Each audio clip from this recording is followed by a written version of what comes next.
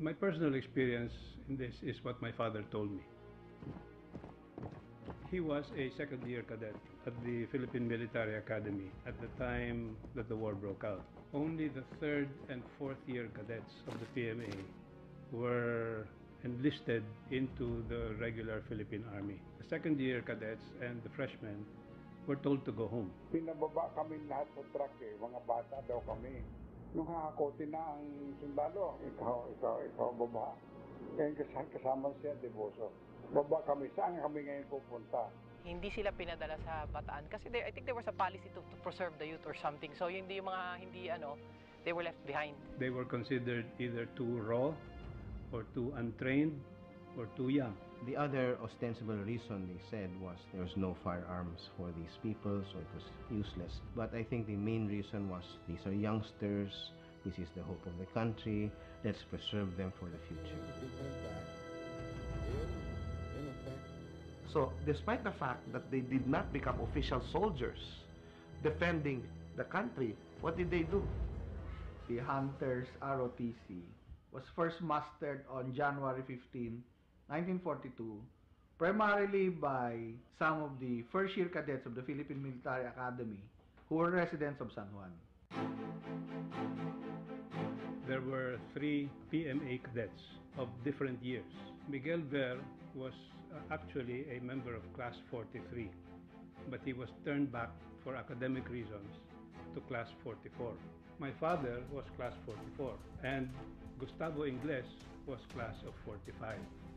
So you had the Class of 43, 44, and 45. And because of seniority, si Miguel Ver ang kanilang first military commander.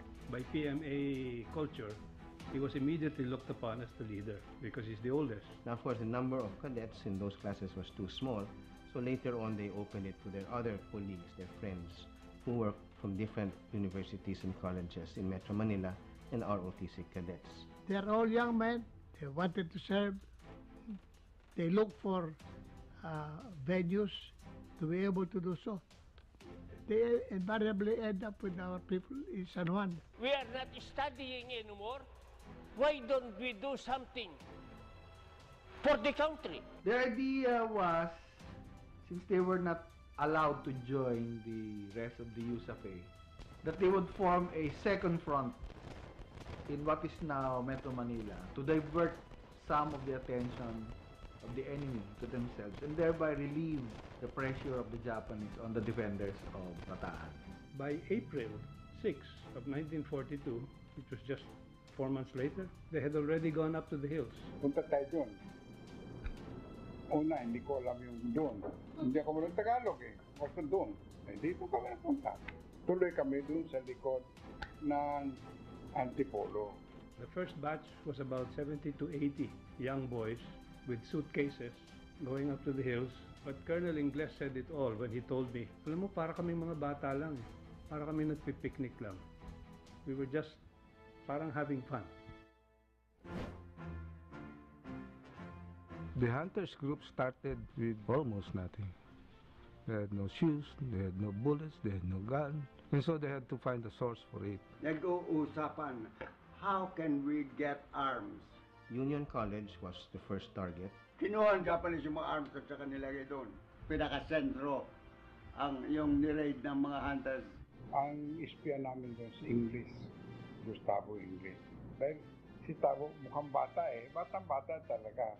Kasi karamihan sa amin, Adibosos, Bicolano, hindi natin Tagalog. Ako, Bisaya, hindi ko rin alam Tagalog. Ang marunong lang, yan si English. Yun lang ang Tagalog. Ang ganda ng planong ginawa ni Terry dyan. Inisip ni Terry yung how to get there, how to transport them, how to avoid the Japanese sentries na nagmamarcha doon sa kalsada. Napasok nila yan. Once they got in, they began sewing the bars. Isang pamilya ang gumagwardya, babae at lalaki, mga anak na maliliit pa. And the person in charge there did not want to let them get the arms. And he, in fact, he threatened to shout and tell the Japanese, look, they're going to steal our arms. And dali naman takutin. And eventually they pacified him And so that he would not be held responsible, they said, we will tie you up and we will cover your mouth. So it seemed that he was a victim of this. And they did take the firearms out, again, very delicate operation, but this became the nucleus of the firearms of the Hunters ROTC. Ang mga hunters na mali, karamihan ay batang-bata. The Japanese will doubt that he can fight. At hindi magkakaroon ng isip na iskunin yung armas. Doon nagkamali ang Japanese. They would be going to the armories having fake documents with orders na itatransfer yung mga baril. Officer ka, present your documents, orders, transfer yung baril. O, di kakarga ng mga Hapon. And then there was one anecdote, sabi nga ni Colonel Nobales, namatay yung makina nung sasakyan nila. So yung mga Hapon pa nagtulak para umandar ulit. Filipino ingenuity yan eh. I mean, you just, andyan ang baril, use your brains. Imagine, binibigay sa iyo yung baril. That you're only able to do this because you're so sure of yourself, kaya-kaya mong gawin yan. They felt na we are in control of our country. But they could only do so many raids and not attract the attention of the Japanese. The Japanese already had sufficient intelligence to realize that something was going on, and they were able to follow the hunters all the way to their camp. Mike Bear, in a very dramatic gesture, manned a machine gun to enable his comrades to escape at the cost of his life.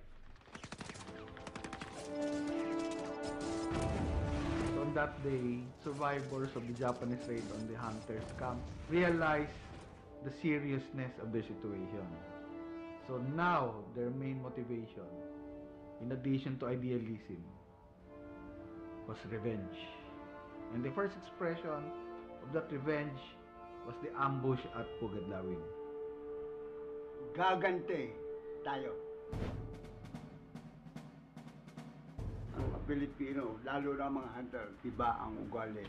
Alam mo, there was a place, Pugadlawin kung pangalan. It's a mountain that was cut in the middle so that a road can be passed through. Pugadlawin is in the boundary of Rizal and Laguna. It's kilometer 69. Kasi nandun ako sa tabi ng kilometrahe. They decided that they were going to stage an ambush along that route. They stayed there for 3 days. And it was already Terry Adiboso who was the head of the hunters. Terry Adiboso, ano siya eh, natural born leader. I was brighter than he in the school, the academy, but in the field, no comparison. Terry naglagay ng tao on both sides. May nakuha pa silang machine gun on that side and on this side. Ang sabi ni Terry, other signal. So they ambushed a Japanese convoy of 200 and there were just 19 of them. Pagdating sa isang lugar eh, nagpaputok.